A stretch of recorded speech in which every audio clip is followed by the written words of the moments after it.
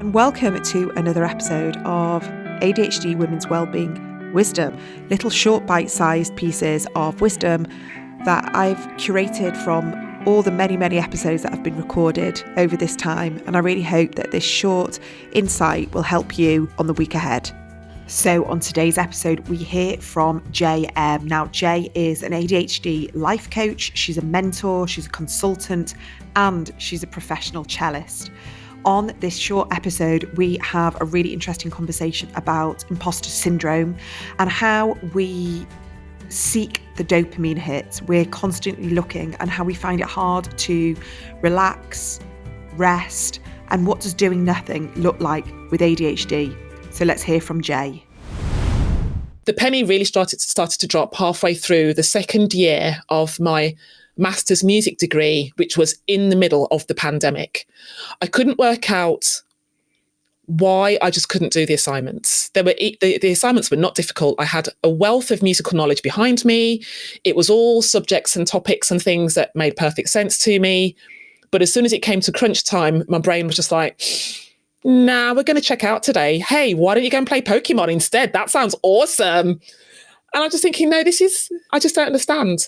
And then even down to the pieces that I wanted to perform, I knew those pieces back to front, inside out, no problem at all. But when it came to, as we came out of the pandemic and it came to rehearsing with my pianist, it was like I'd never played the piece before in my life. And I mean, literally like I'd never seen or heard the music before, and it just wasn't making any sense.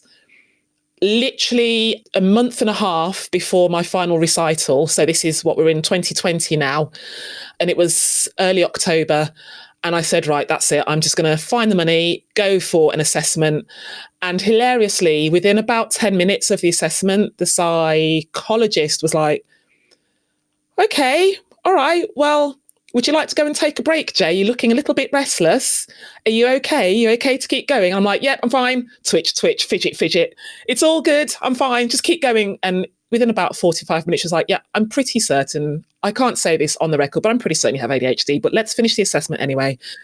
And then 2 days before my final results came through, my assessment result came back, and I scored almost top marks for both sides of ADHD, both inattentive and hyperactive. And I was so not surprised, because I looked at how my kiddo was behaving and I just thought, yeah, figures. It literally doesn't surprise me at all. I looked at all the things I'd been through myself, no surprise at all. So yeah, it came out of the blue and yet made perfect sense, to be perfectly honest. It made absolute sense.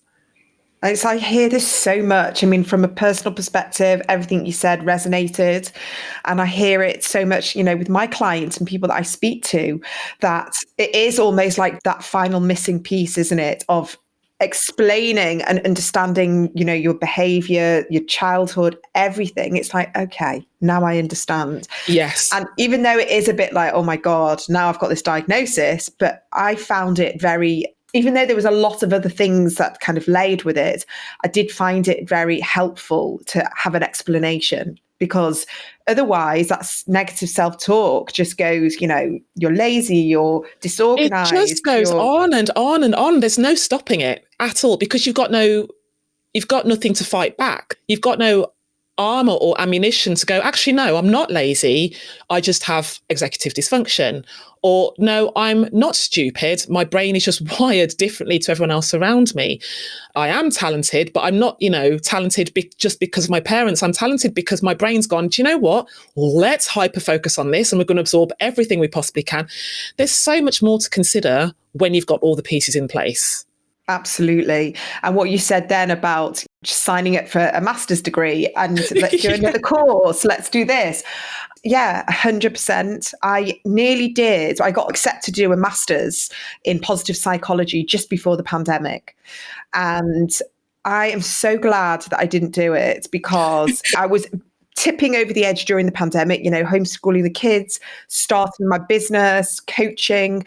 It was literally fraught. And if I had, taken something on, and I know that what would have happened is I would have berated myself constantly, thinking, why can't I cope? Why am I not coping with everything? I should be doing this. And so it was a blessing that I got really good advice from someone saying, why do you need to do this master's? Like she coached me and she said, what are you doing this for? And actually she got into the nitty gritty of it being a bit of an ego thing, that I thought it would be a nice thing to have a master's degree. Yes, and like, wouldn't that be nice? But, yeah, exactly. Yeah. but it also tapped into my imposter syndrome as well. So which something that I had always, and again, this is ADHD, is the imposter syndrome and putting other people's accomplishments on a pedestal. So I couldn't see anything that I'd achieved. Everything that I achieved was rubbish. It wasn't real. I hadn't really absolutely. done it. Yeah. I bypassed something somehow, like I fluked my way into that, course. Yeah. And so it's like, nothing I've done is real. My 4 children aren't real. The house I run is not real. It's amazing how you can be so blind to the most obvious things right in front of you. It can be terrifying. It really, really can be quite terrifying. Yeah. And I'm so grateful she held that spotlight up for me and said, what are you doing this for? And really, the answer was because it would be I don't know, maybe evidence that I'm doing well, maybe evidence that I am clever or whatever. I don't even know what I needed, but I think the assignments and all of that and handing things in on time would have really been a problem for me. So I'm not saying never, but I don't think I needed that extra level of pressure during the pandemic. Yeah, no, speaking from experience, I can tell you it's not fun. Doing a part-time master's degree whilst trying to keep your business afloat and in the middle of a pandemic and homeschooling your kids. Yeah, no, it's not fun. I can tell you that right now. It's absolutely not fun. I mean, hilariously, when I applied for my master's degree, of course, I applied 24 hours before closing deadline, because why would I apply any earlier than that? And it was like, okay, I have 24 hours to record 20 minutes of music, pull out an assignment that had at least, was it 10,000 words or 1,000 words? I don't even remember. And then do my own character assessment. I've got 24 hours to do this. But because of my go-getter nature, again, tied into ADHD, it was like, okay, well, we're just going to do it. And obviously did it and got in and all the rest of it. But it's bonkers to think that we put ourselves in that situation. And even in that short time frame, I remember thinking, yeah, but why am I doing this? Thankfully, I had valid answers. I'm still glad that I did it. But I know that there are other things like yourself where I've gone, you know what, let me just do this. I'm just going to quickly do this. And then I had to step back and go, yeah, but why? Why are you going to do that? And that's why is one of my favorite questions in the entire world. I love that question so much. Brilliant. So true. Yeah, it really is, because I don't think we ask ourselves enough. We just, well, because we should, or because it's the right thing to do, or we need to, or anything like that. And I wonder actually, after you'd handed in that assignment, which sounds, like hardcore, all of that, you had to get it in on time. I wonder how your nervous system was after that week after, because I know for me, it probably would have taken me a few days to get over that, because I would have felt so frazzled and burnt out.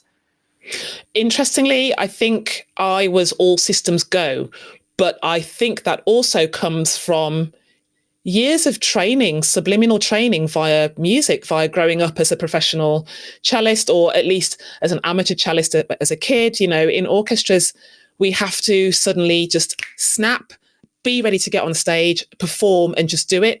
And then, I would have to come off stage and then have to talk to audience members and be, perfectly calm. Oh, how was the concert? Did you enjoy it? Oh, was it? And that kind of small talk. So there was already training from that respect in managing, to an extent, managing my nervous system.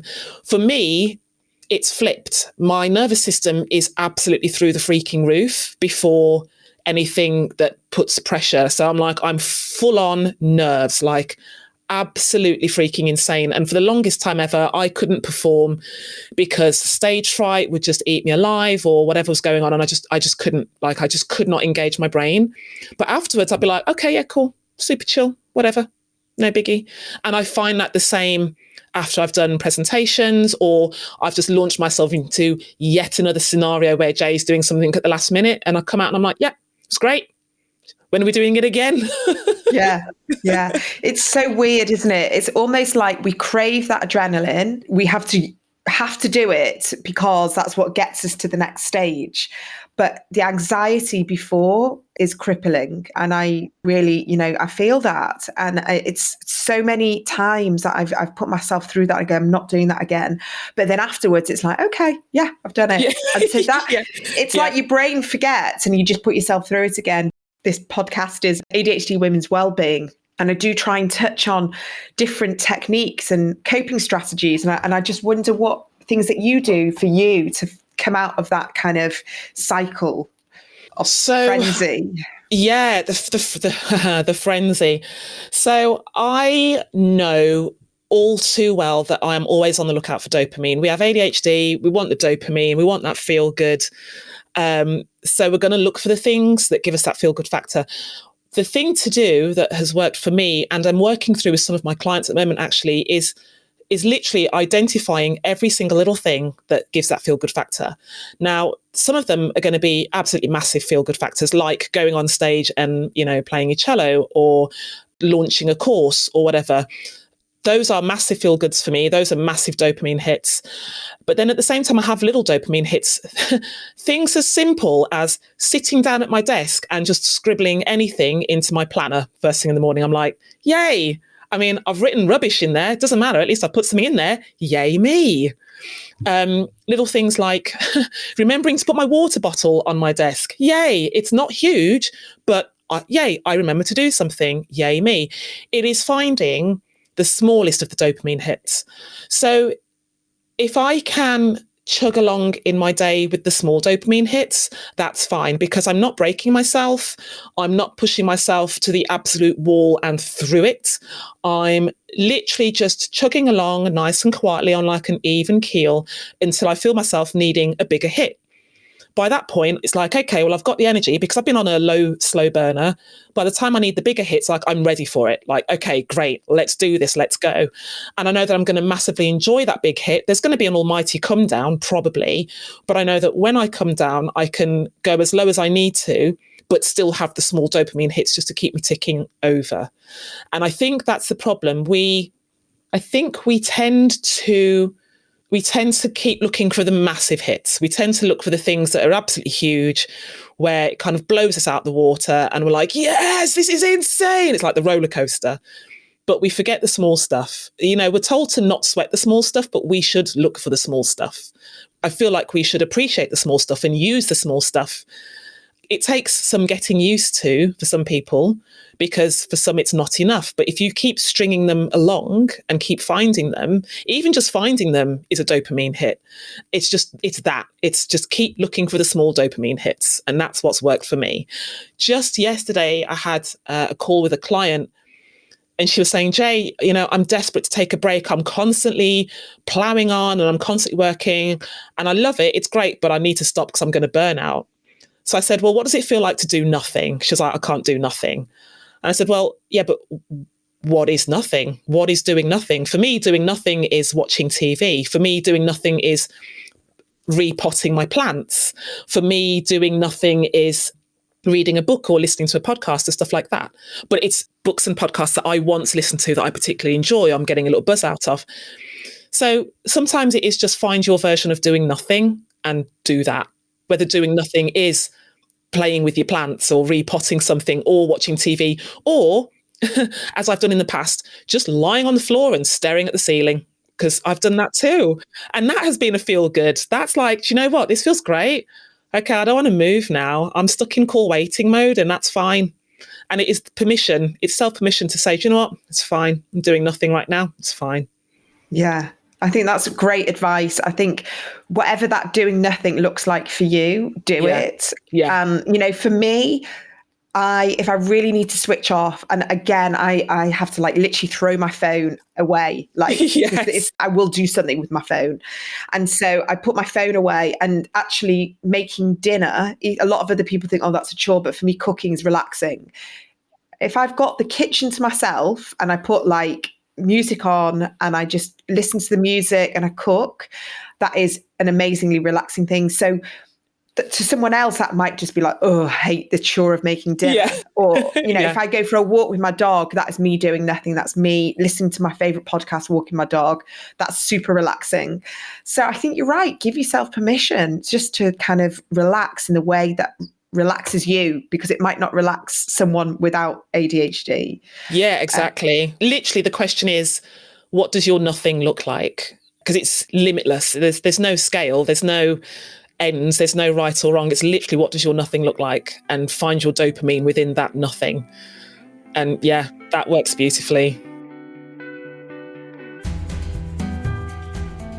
So I hope you enjoyed listening to this shorter episode of the ADHD Women's Wellbeing podcast. I've called it the ADHD Women's Wellbeing Wisdom because I believe there's so much wisdom in the guests that I have on and their insights.